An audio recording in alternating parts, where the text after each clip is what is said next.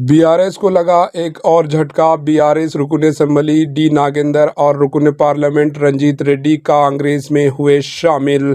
Lok Sabha election से कबल BRS party को उस वक्त शदीद झटका लगा जब इस पार्टी के रुकन असम्बली दानम नागेंद्र और चेवेला के रुकन पार्लियामेंट रंजीत रेड्डी ने कांग्रेस में शुमालियत इख्तियार कर ली।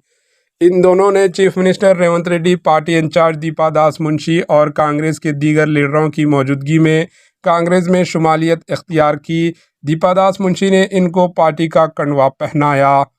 क़ब्ल नागेंद्र ने चीफ मिनिस्टर रेवंत रेड्डी से खैर सागली मुलाकात की थी, जिसके बाद से ही ये इतलात गश्त कर रही थी कि वो कांग्रेस में शामिल होंगे और इसी पार्टी की जानिब से सिकंदराबाद लोकसभा हलके से मुकाबला करेंगे। आज इन्होंने कांग्रेस में शुमालियत इख्तियार कर ली। नागेंद्र ने अपनी सियासी करियर का आगाज़ कांग्रेस पार्टी से किया था। चेवेला के रुकन पार्लियामेंट एमपी जी रंजीत रेड्डी ने कांग्रेस में शुमालियत पर मसरत का इजहार किया। रंजीत रेड्डी ने कहा कि इन्होंने मौजूदा सियासी पेश रफ्त की पेश नज़र बीआरएस से इस्तीफ़ा दिया है।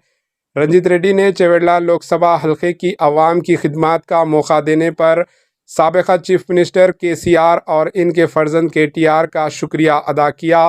लोकसभा इलेक्शन से कबल सरकर्दा लीडरान बीआरएस छोड़ रहे हैं। Bureau report, AHN news. AHN news को लाइक करें, शेयर करें और सब्सक्राइब करना ना भूलें।